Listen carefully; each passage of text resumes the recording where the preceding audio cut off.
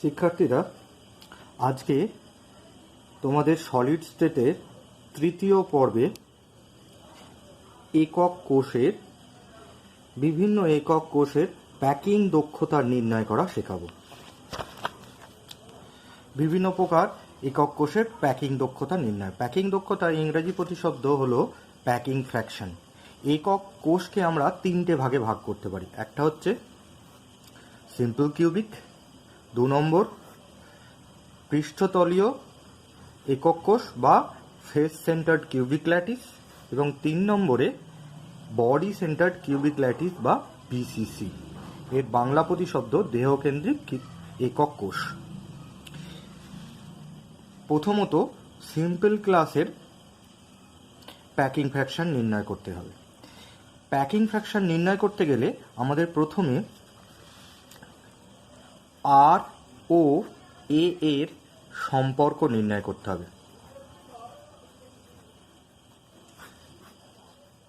আর কি? আর হলো কণার ব্যাসার্ধ,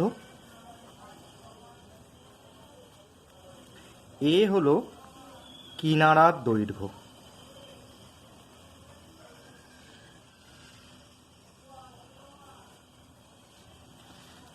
সিম্পল কিউবিকের ক্ষেত্রে অণুগুলো এই রকমভাবে থাকে। আমরা আঁকা সহজ করার জন্য কণাগুলোকে এইরকমভাবে লিখি, কিন্তু প্রকৃতপক্ষে কণাগুলি পরস্পরের সংস্পর্শে থাকে ঠিক এই রকমভাবে। প্রতিটি কণাই কিন্তু এইরকমভাবে থাকে। ফলত এখান থেকে এখান পর্যন্ত দূরত্ব কি? এটা আর, এটা আর, তাহলে 2r ইজ ইকুয়াল টু কিনারার দৈর্ঘ্য, অর্থাৎ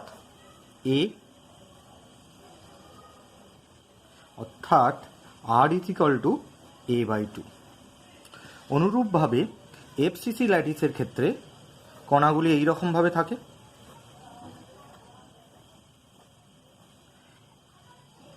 ছয়টি পৃষ্ঠতলে একটি একটি করে কণা থাকে। 6টি কণা, সামনে একটি, পিছনেরটা ডট ডট ডট ডট দিয়ে। এটাকে যদি আমি একটু সহজ করে আঁকি, যেন এটা সামনের পৃষ্ঠ,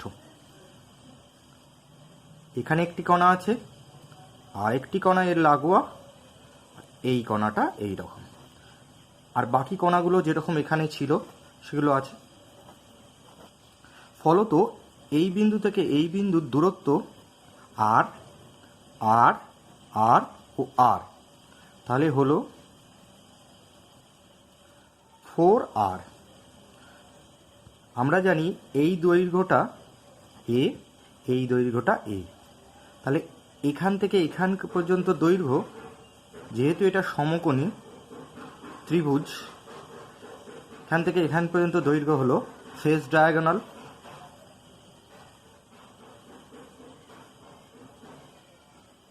অর্থাৎ √a² plus a² is equal two √2a² is equal two a√2, অর্থাৎ r is equal to a√2/4।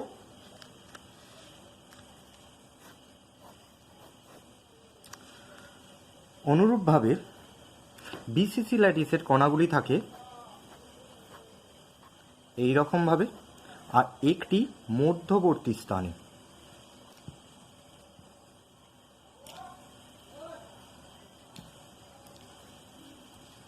মধ্যবর্তী স্থানে কণাটিকে আমি একটু রং দিয়ে চিহ্নিত করলাম। আমি এবার যদি এই 3টি কণার কথা ভাবি, তাহলে তাদেরকে যদি লিখতে চাই আমি,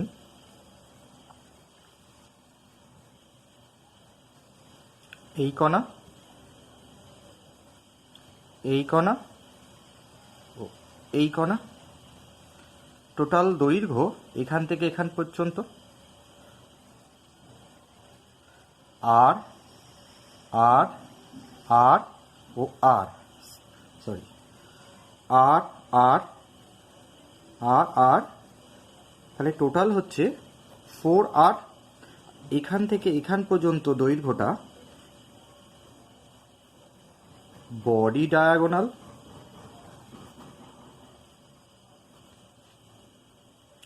অর্থাৎ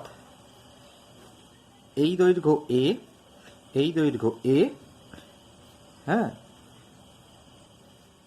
আর উচ্চতার কথা যদি ভাবি এই দৈর্ঘ্যটাও হচ্ছে এ, তাহলে বডি ডায়াগোনাল দাঁড়াচ্ছে √a² plus a² plus a² is equal two 3a² is equal two a√3, অর্থাৎ r is equal two a√3/4।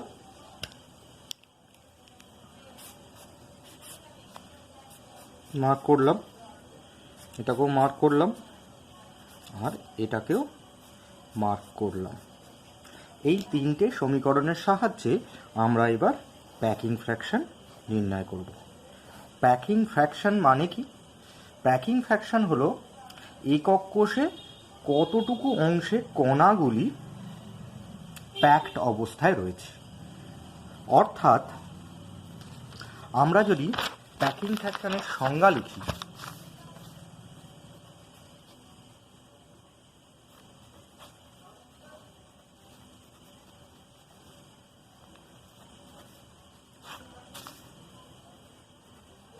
কণাগুলির মোট আয়তন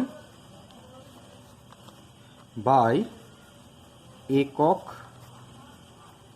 কোষের আয়তন,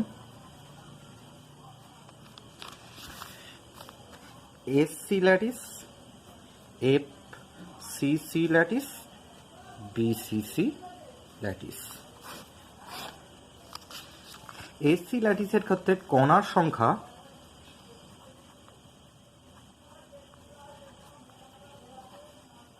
একটি, এফসিসি ল্যাটিসের ক্ষেত্রে কণার সংখ্যা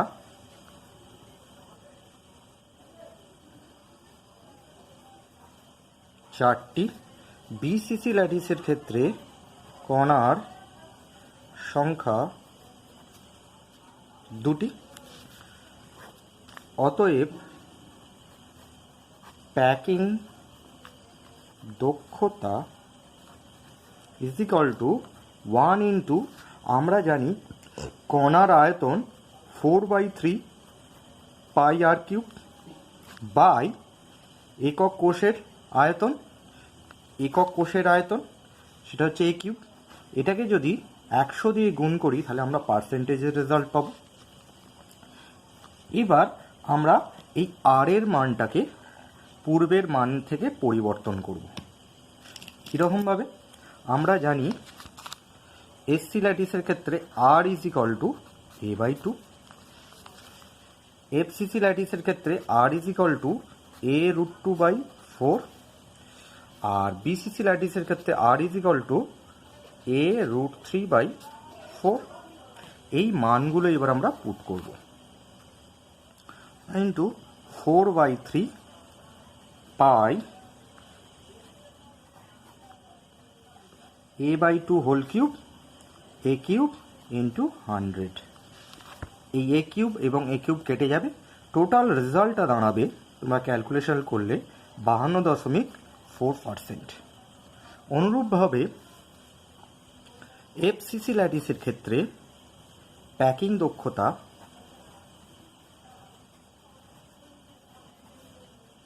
চারটি কণা গুণিতক প্রত্যেকটির আয়তন 4/3 πr³ গুণিতক 100/a³ is equal two 4 into 4/3 পাই। আর এর মানটি পরিবর্তন করব, আর এর মানটি কি বসাবো? এখানের অনুসারে বসাবো a√2/4 whole cube into 100/a³। a³ কেটে যাবে, টোটাল ক্যালকুলেট করলে এটা 74% আসবে।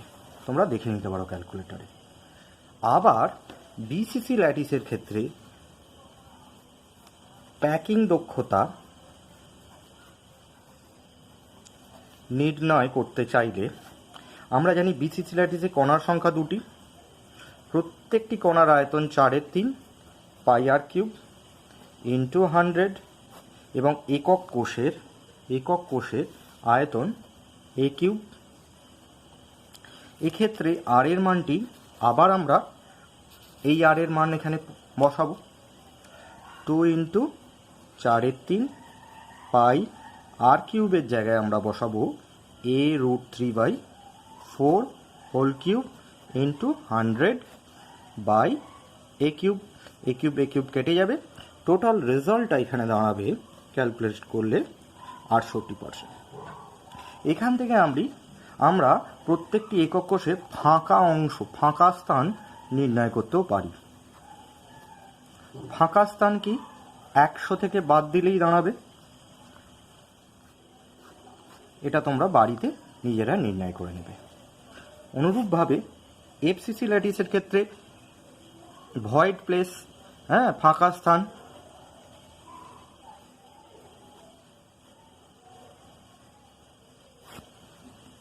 -74% যত হবে।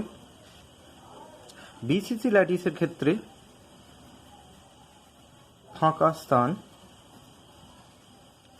100-68%, এটাও তোমরা নির্ণয় করে নিতে পারবে। এই হচ্ছে সম্পূর্ণটা হলো। তাহলে প্যাকিং দক্ষতা আমরা প্রত্যেকটি ল্যাটিসে আলাদা আলাদা করে নির্ণয় করে নিতে পারলাম। এই দিয়ে এটা কিন্তু তোমাদের পরীক্ষার খাতায় নির্ণয় করতে দেয়, প্রতিটি আলাদা আলাদা করে নির্ণয় করতে হবে। এরপরে আমরা যেটা তোমাদেরকে পড়াবো সেটা হলো কেলাসের ঘনত্ব নির্ণয়। এখান থেকে ম্যাথ আসে, প্রচুর ম্যাথ আসে। আমরা জানি ঘনত্ব বা ডেনসিটি ইজ ইকুয়াল টু ছোট হাতের ডি ভর বাই আয়তন। কার ভর? কেলাসের ভর। আয়তন কার? কেলাসের আয়তন। ভর মানে কেলাসের ভর মানে কেলাসে অবস্থিত অণুগুলির আয়তন, এই অণুগুলির ভর। আর আয়তন মানে হলো টোটাল কেলাসটির আয়তন, অর্থাৎ কণাগুলির মোট ভর একক কোষের আয়তন। উপস্থিত কণাগুলির ভর প্রত্যেকটি কোষের ক্ষেত্রে আলাদা আলাদা হবে, কারণ আমরা জানি এসসি ল্যাটিসের ক্ষেত্রে কণার সংখ্যা একটি, এফসিসি ল্যাটিসের ক্ষেত্রে কণার সংখ্যা কটি বলো? 4টি। আর বিসিসি ল্যাটিসের ক্ষেত্রে কণার সংখ্যা 2টি। তাহলে আলাদা আলাদা তাদের মোট ভর পাওয়া যাবে। জেনারেল একটি সূত্র যদি আমরা পেতে চাই, ধরি কণার একটি কণার ভর ছোট হাতের এম এবং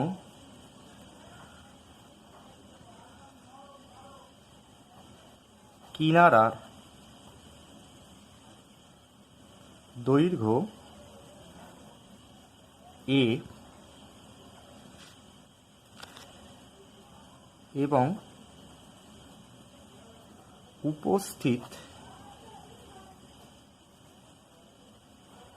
কণার সংখ্যা z হয়, তাহলে d is equal to z into m total ভর বাই এ কিউব হলো একক কোষের আয়তন, is equal to z m by a cube. উভয় পাশেই আমরা যদি এন এ বা অ্যাভোগাড্রো সংখ্যা দিয়ে গুণ করি তাহলে দাঁড়ায় m into n a is equal to বড় হাতের এম বা আণবিক ভর। তাহলে z into m into n a পরিবর্তিত হয়ে capital m by a cube into n a হয়। এখান থেকে আমরা 5টি জিনিসের মধ্যে কোনো একটি নির্ণয় করতে চাইলে অপর 4টি জানা থাকলেই অন্যটি নির্ণয় করে নিতে পারব। ধরে নেওয়া হলো স্কেলার সম্পর্কে আমরা বলে দিয়েছি, অর্থাৎ যদি সেটা এসসি হয়ে যায় তাহলে আমরা জেড সম্পর্কে মানে আমি জানতে পেরে যাব জেড ইজ ইকুয়াল টু 1, হ্যাঁ, Z is equal two 1।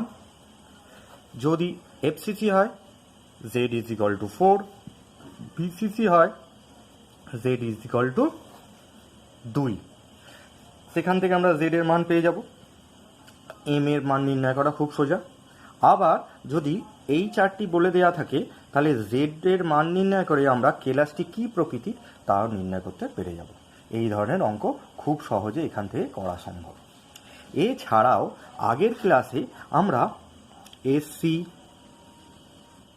BCC O FCC ক্লাসের কণার সংখ্যা জেনেছিলাম। সেখান থেকে কোনো ক্লাসের সংকেত নির্ণয় করাও সহজে সম্ভব। ধরে নেওয়া হলো এ বি একটি যৌগ, যার বি কণা পৃষ্ঠতলে থাকে এবং এ কণা ল্যাটিস পয়েন্টে থাকে।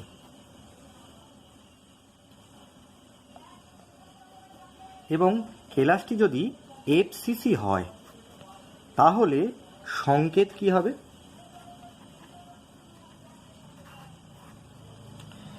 যেহেতু এফসিসি ল্যাটিসের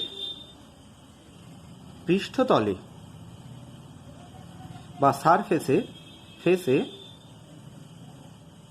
একটি থাকে, সারফেসে কটি থাকে? 3টি থাকে, এবং ল্যাটিস পয়েন্টে